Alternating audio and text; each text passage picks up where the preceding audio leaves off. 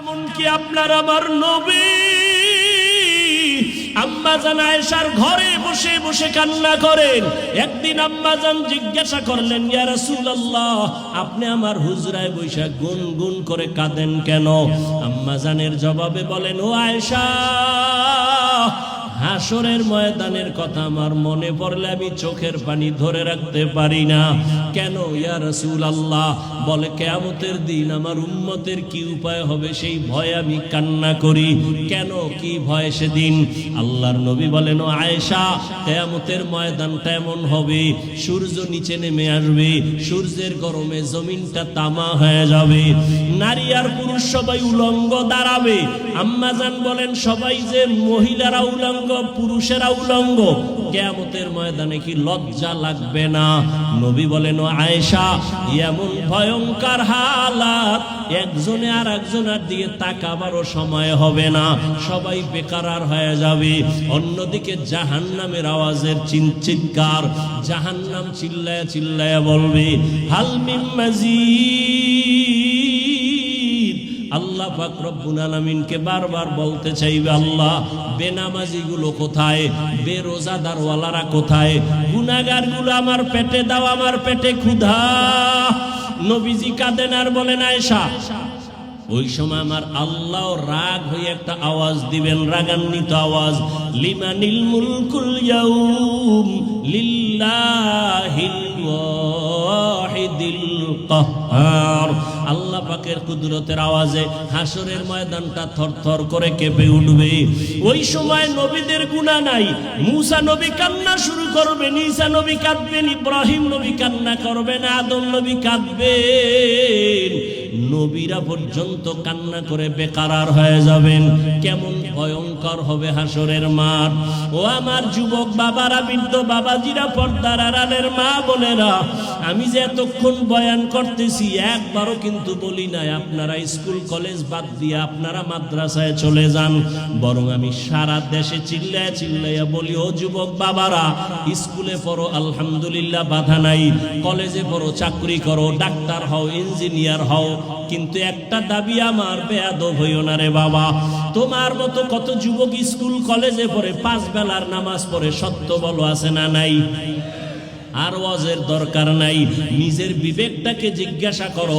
তোমার মতো যুবক যদি স্কুল কলেজে পড়িয়া নামাজ পড়ে, তুমি পারো না কেন? তোমার কপাল বুঝি পুড়িয়া গেছে, আল্লাহ বুঝি গুনার কারণে বেজার। এখনো সময় আছে, তওবা করো। তোমার মতো যুবক র‍্যাব, আর্মি, পুলিশ, বিডিআরের চাকরি করে, জেনারেল লাইনের 5 ওয়াক্ত নামাজি অভাব নাই। তোমার মতো যুবক রাস্তায় গাড়ি চালায়, ড্রাইভারি করে, নামাজ পড়ে, তুমি কেন পারবা না রে বাবা?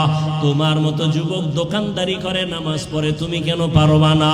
তোমার মতো যুবক চাকরি করে, ব্যবসা করে, নামাজ পড়ে, নদীর মধ্যে মাছ ধরে, নামাজ পড়ে, তুমি কেন পারবা না রে বাবা? আসলে বুঝি আল্লাহ বেজার হয়ে গেল নাকি? মা বাবায় তোমার উপরে কষ্ট পাইল নাকি? এখনো সময় আছে, তওবা করো। জীবনে ডাক্তারও যদি হও, বেয়াদবি করবা না। মা বাবার দোয়া, শিক্ষকের দোয়া, উলামায়ে কেরামের দোয়া ছাড়া সামনে সফলতা আসবে না। অতএব এখনো সময় আছে, ডাক্তার হও, মা বাবার দোয়া নিয়ে আদর্শবান ডাক্তার হও, আদর্শবান ইঞ্জিনিয়ার হও, আদর্শবান প্রফেসর হও, ডিসি হও, এসপি হও। তবে বেয়াদবি যেন তোমার দ্বারা প্রকাশ না পায়, তোমার ব্যবহারে কোনোদিন যেন মা বাবা কষ্ট না পায়, তোমার আচরণে শিক্ষক যেন কষ্ট না পায়, ওলামায়ে কেরাম যেন কষ্ট না পায়। কারণ মা বাবায় যদি কষ্ট পায়, তোমার জিন্দেগি বরবাদ। শিক্ষকের বদদোয়া লাগলে তোমার কপাল পুড়ে যাবে, ওলামায়ে কেরামের বদনজর যদি লেগে যায়, তোমার কপাল নষ্ট হয়ে যাবে।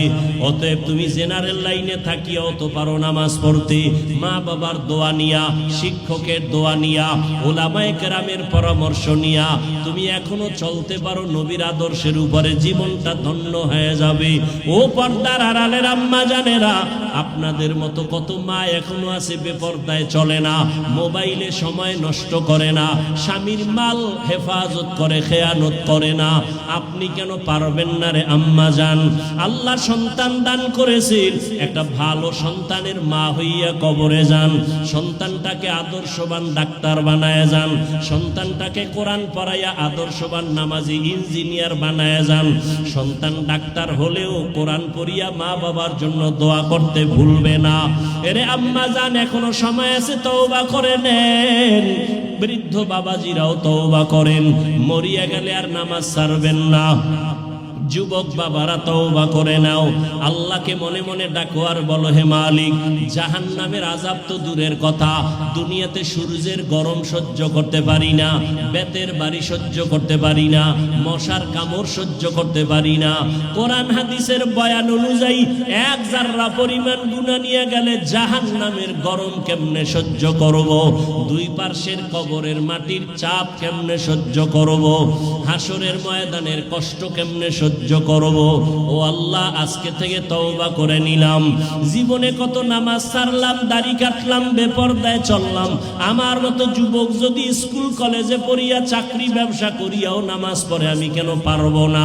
আজকে থেকে তওবা করে দিলাম, আর নামাজ ছাড়বো না, আর দাড়ি কাটবো না, বেপরদায় চলবো না, মা বাবার সাথে বেয়াদবি করব না।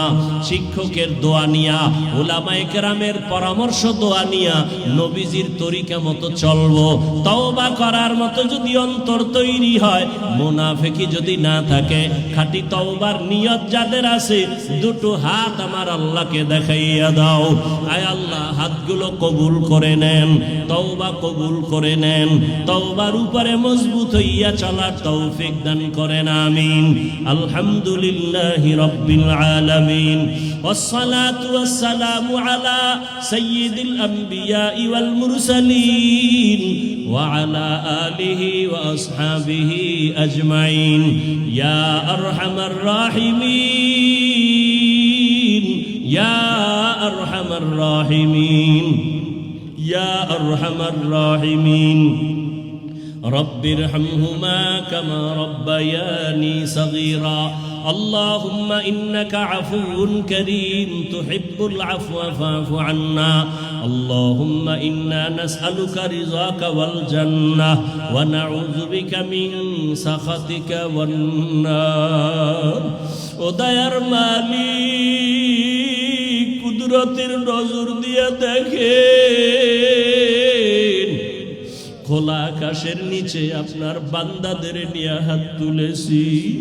কত উলামায়ে কেরাম, মুরব্বী, হাজী সাহেব, কত ব্যবসায়ী, কত চাকরিজীবী, কত ছাত্র, কত যুবক, পর্দার আড়ালের কত মা বোনেরা হাত তুলেছেন। ও আল্লাহ, আমরা সবাই গুনাহগার, জাহান্নামের আসামি। দুনিয়াতে আসিয়া শয়তানের ধোকায় পড়ে বহু গুনাহ করে ফেলেছি। হাতের গুনাহ, চোখের গুনাহ, জবানের গুনাহ, অন্তরের গুনাহ। গুনার কারণে আমি মনে হয় জাহান্নাম ছাড়া আমার কোনো উপায় নাই। ও আল্লাহ, আজকে তওবার নিয়ত করেছি, আর গুনাহ করব না, আর নাফরমানি করব না রে আল্লাহ।